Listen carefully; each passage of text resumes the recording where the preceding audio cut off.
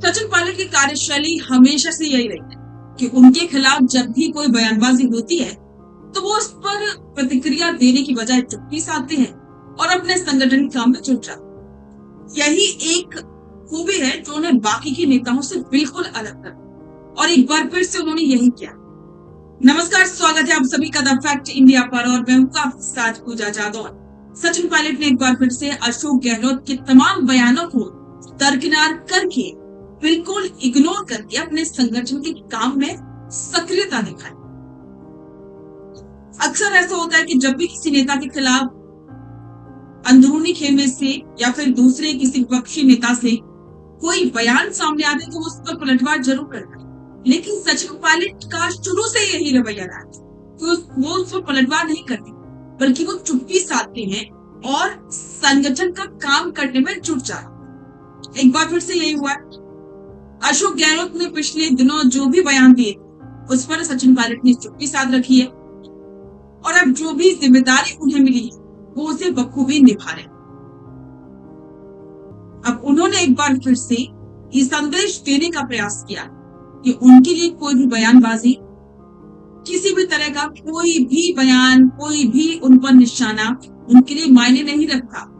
उनके लिए मायने रखती है कांग्रेस पार्टी और आलाकमान के द्वारा उन पर जो भरोसा करके जो काम सौंपा जाता है वो काम कारण बिना कोई कारण बताए हुए केस को रिजेक्ट किया, नॉमिनेशन पेपर को। हमारे उम्मीदवार पर कोई एफआईआर नहीं है, कोई चार्जशीट नहीं है, कोई मुकदमा नहीं है, लेकिन जानबूझ के लोकतंत्र की हत्या करने की जो कोशिश की जा रही है उसके विरोध में आज हम लोग यहाँ पर आए। समय पर समय मांगा। निर्वाचन आयोग इस देश के लोकतंत्र का संरक्षण करने के लिए है और हम सब यहाँ पर आए आवेदन देने के लिए। लिखित में हमने 2 घंटे पहले बताया था, ना तो अंदर जाने दे रहे हैं, ना निर्वाचन हमसे मिल रहा है। हम किसको कंप्लेन करेंगे? इस लोकतंत्र में हमारी वो सीट जो हम जीत रहे थे उनके नामांकन को बिना कारण के रद्द किया गया है। पूरे देश में लोग देख रहे हैं कि लोकतंत्र को तार तारे सरकार कर रही है और भाजपा की एकमात्र कोशिश है कि सत्ता और ताकत को हड़पना। और लोकतंत्र में अगर हमारी आवाज सुनने वाला कोई नहीं है, हमारे पास सारे विकल्प खुले हैं। हम न्यायपालिका का दरवाजा भी खटखटाएंगे, लेकिन आज हम लोग यहाँ पर आए थे अपना आवेदन देने के लिए, कंप्लेन देने के लिए, और हमसे मिलने को तैयार नहीं है। हमारे आवेदन को हमारे जनरल सेक्रेटरी संगठन ने लिखित में दिया और आज हमें कह रहे हैं आपको अधिकारी नहीं। चुनाव चल रहा है, निर्वाचन आयोग पे ताले लगे हुए हैं, election is going on and they have locked the election commission. कहां जाएंगे हम? लेकिन राष्ट्रीय पार्टी कांग्रेस पार्टी के एक उम्मीदवार का इस तरह नामांकन रिजेक्ट करना ये दिखलाता है कि किसी हद तक भाजपा सरकार जा सकते हैं और निर्वाचन आयोग को अपने गिरबान में झांकना पड़ेगा कि किस तरफ देश के लोकतंत्र को लेकर जा रहा है।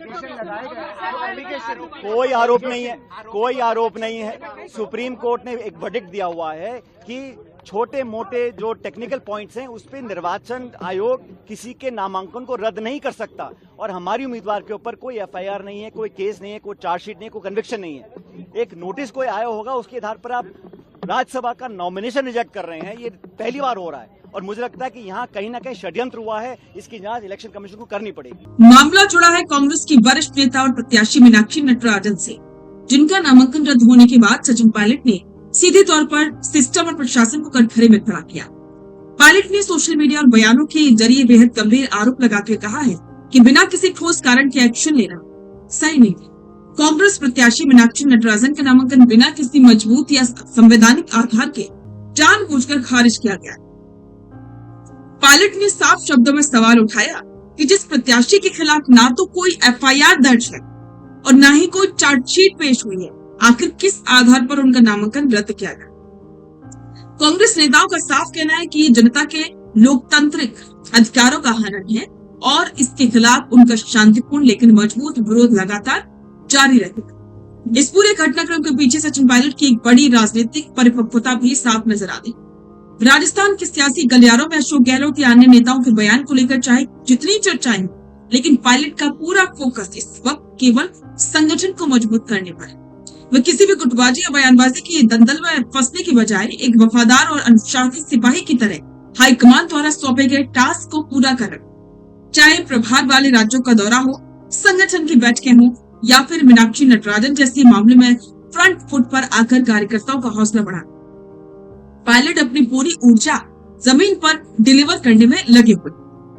सचिन पायलट की कार्यशैली बताती है कि वे लंबी रेस के खिलाड़ी, जो विवादों के शोर में अपनी दिशा नहीं खोते।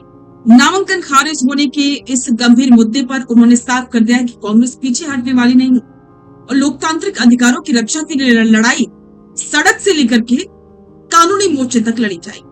अब देखना ही होगा कि पायलट के आक्रामक रुख और मिशन संगठन का आगे आने वाले दिनों में क्या राजनीतिक असर होता है। तो इस पूरे मामले पर और साथ ही सचिन पायलट की इस स्टाइल पर आपकी राय क्या है? कमेंट बॉक्स में अपने विचार जरूर साझा करें और बने रहें द फैक्ट इंडिया के साथ। रुकिए और जरा ध्यान से सुनिए। क्या आप हमारे इन खबरों से अपने व्यापार को भी बढ़ाना चाहते हैं? तो आप भी खबरों के दौरान इस तरह के एलिमेंट्स पर अपना विज्ञापन दे सकते हैं, या फिर ऐसे खबर के 1 मिनट बाद अपना पूरा विज्ञापन डलवाएं, जो कि 8 लाख से ज्यादा सब्सक्राइबर्स और फॉलोअर्स वाले द फैक्ट इंडिया चैनल्स और पेजेस से राजस्थान के कोने कोने में पहुंचेगा और इससे आपका व्यापार, ब्रांड सब कुछ बढ़ेगा।